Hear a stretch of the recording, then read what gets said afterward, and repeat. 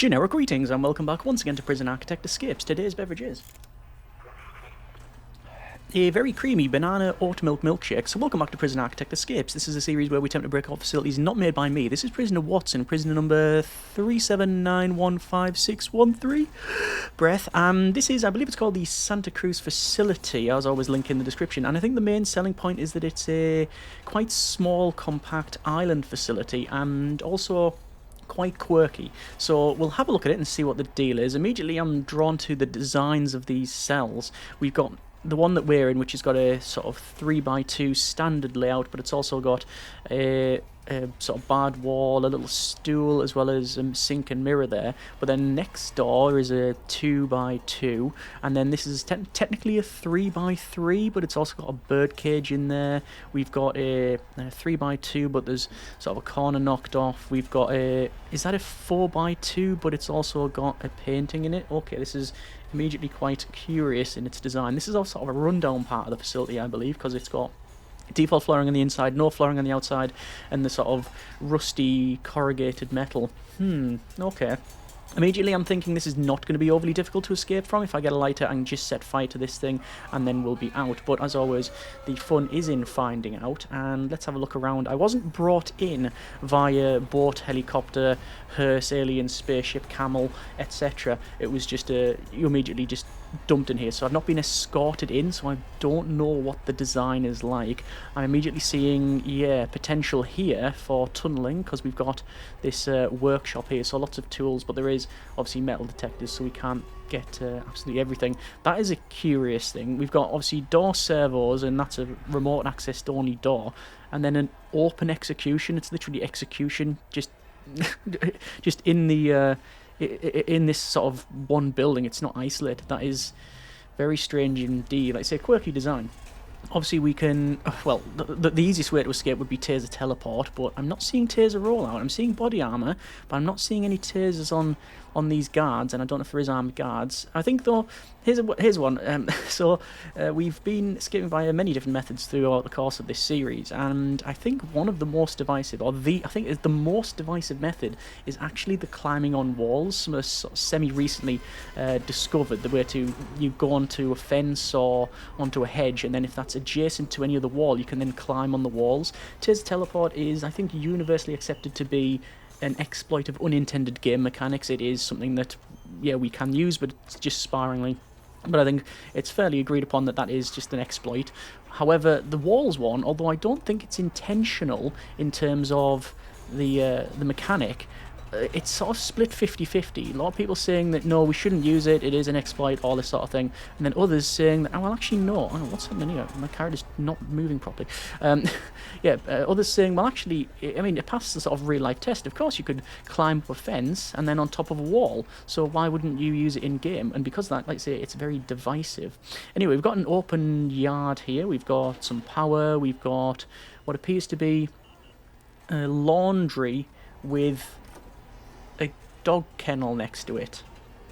Okay, we've got an infirmary, we've got a morgue, lots of different types of prisoners. We've got low, medium, high, protective custody, and criminally insane. I'm not too sure if they're all represented in the game. Let's have a look through I think this is the main way in. We've got... Love it.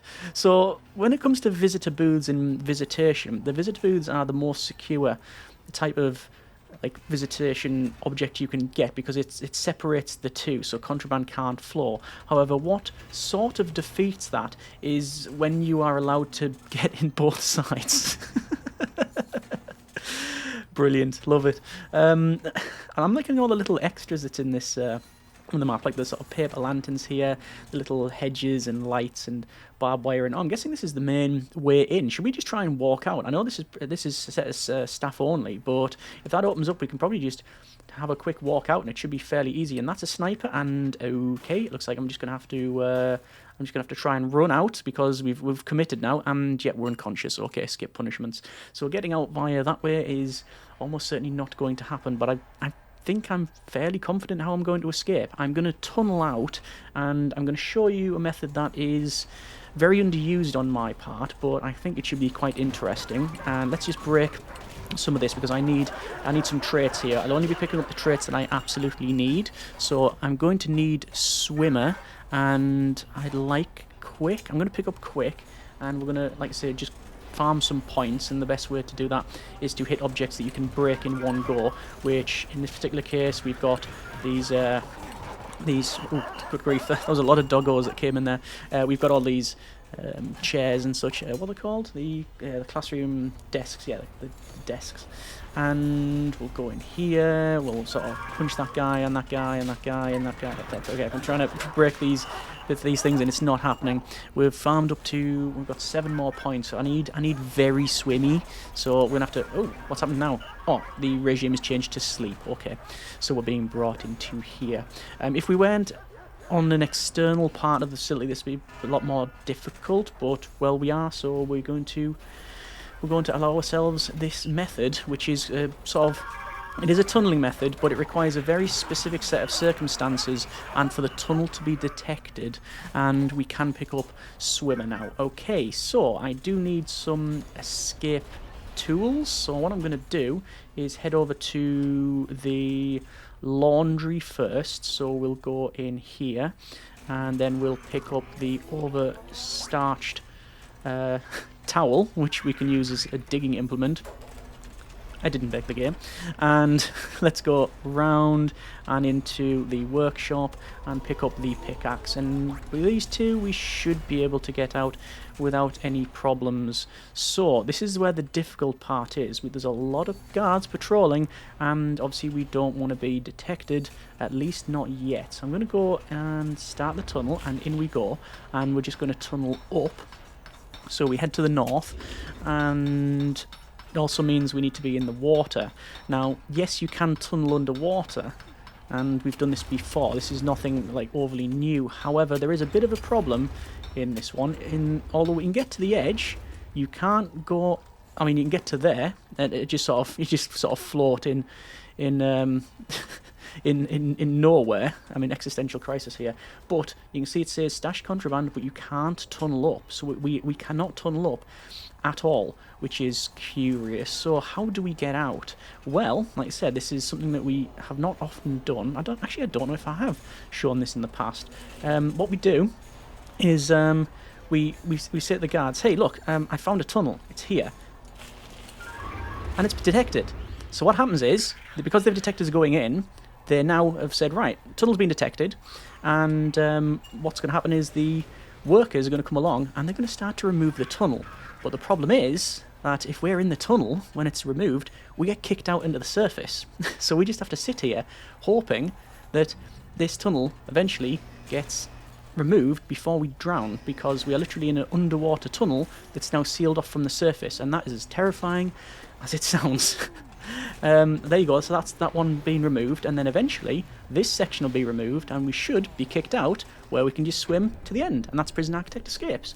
So overall, obviously not a great amount of security here. We have escape by a method that you wouldn't see in the normal course of the game. You wouldn't see that in general, but as part of the escape mode you can do that. There's another way to escape with this method. Obviously we had the tunnel detected because we jumped in it, and they saw us do that, the guards. However, if you want to have a surefire way of it being detected, literally tunnel it to where you need to go, come back out of it, punch a guard in the face, jump back in the tunnel. Not only will they be following you anyway to try and subdue you, so they'll see you go in the tunnel, as well as the standard policy is to search cells, and they'll normally search that obviously once you've done anything like any sort of ultra violence. But anyway, that's Prisoner Watson, and we are out. Total score is 32. Time taken 19 hours and 22 minutes. That's been Prison Architect Escapes. Hopefully it's been interesting. And as always, comments in the comments. Thanks very much for watching. Take care, and generic partings.